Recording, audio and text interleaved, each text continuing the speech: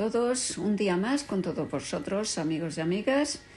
Estamos en el tema 286 hoy y vamos a estudiar el capítulo 4 de Esdras. Y como siempre, pues tenemos a Francisco que nos va a dirigir la palabra. Adelante. En el tema de ayer quedamos con que Ciro, mediante un decreto, permitió que los judíos podían volver a su tierra para restaurar el templo de Dios. Bueno, comienzo el capítulo 4 leyendo los versículos 1 y 2, que dicen así.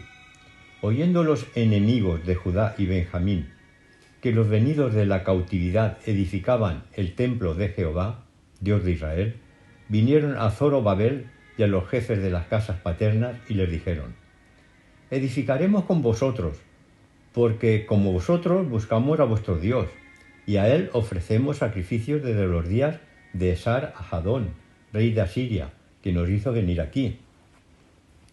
En cierto sentido, era verdad que buscaban a Dios, aunque no como lo hacían los repatriados.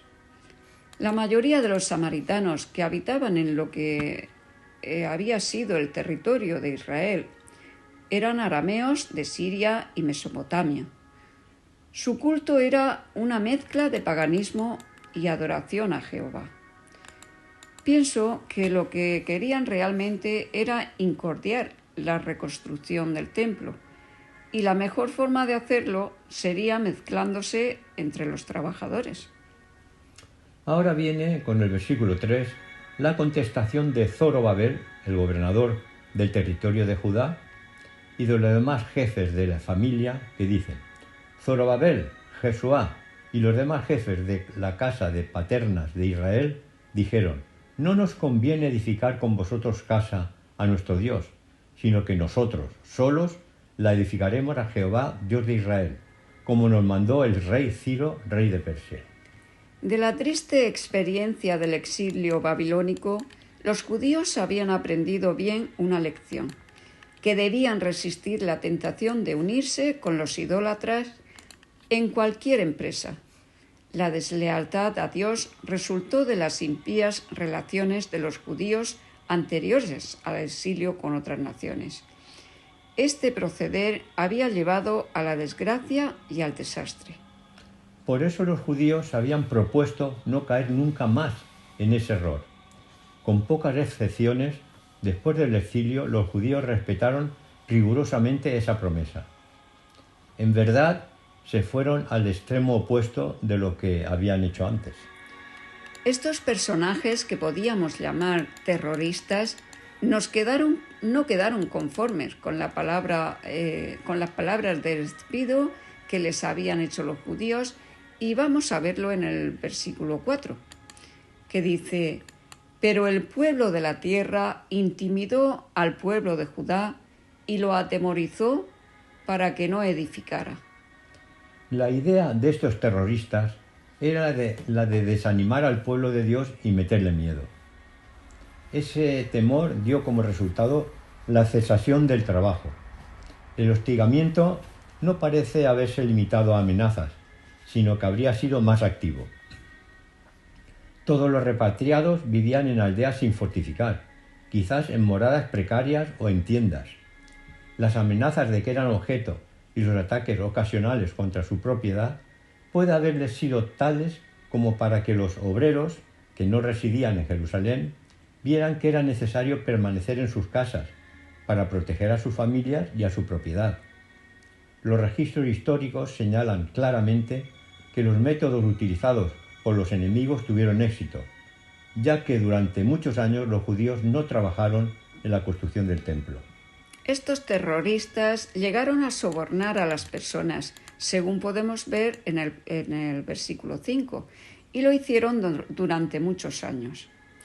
Los samaritanos, enemigos de los judíos, aprovecharon la ocasión de que hubiera un nuevo rey para perjudicar a los judíos.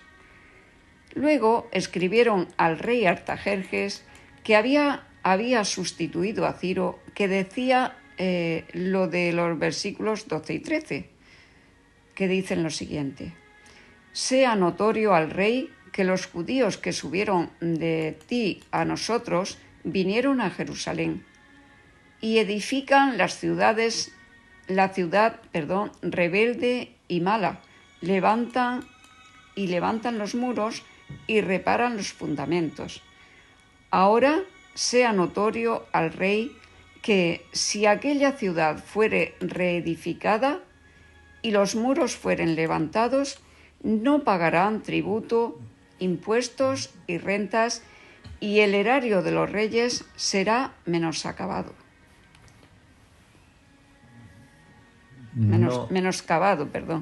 Será menoscabado.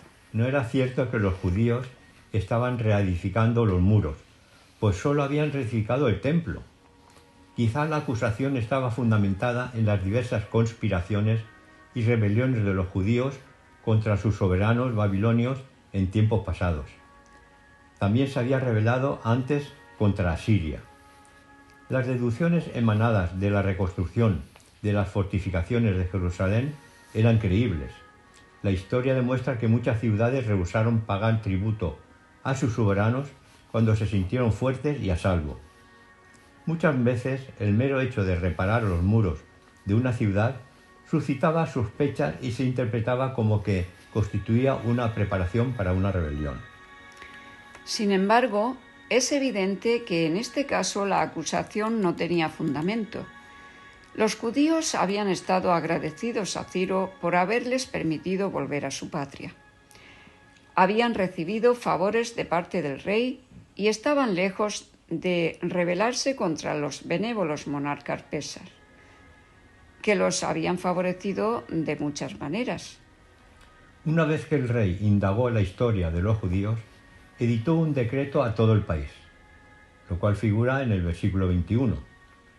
Ahora pues, dad orden que cesen aquellos hombres y no sean esa ciudad reedificada hasta que por mí sea dada nueva orden.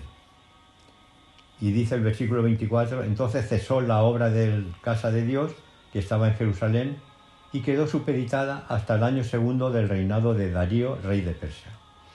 Dice el último versículo que cesó la obra. Los enemigos de los judíos no demoraron en actuar por toda la autoridad que ella les confería.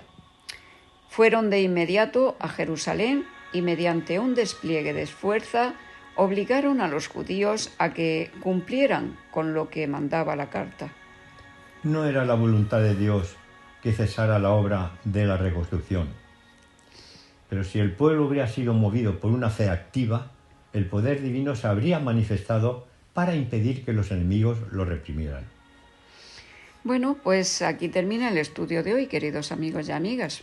Por tanto, mañana continuaremos estudiando la Biblia por medio del tema 287, pidiendo que perdonéis nuestros fallos normales al hablar, pues os decimos muchas bendiciones y hasta mañana.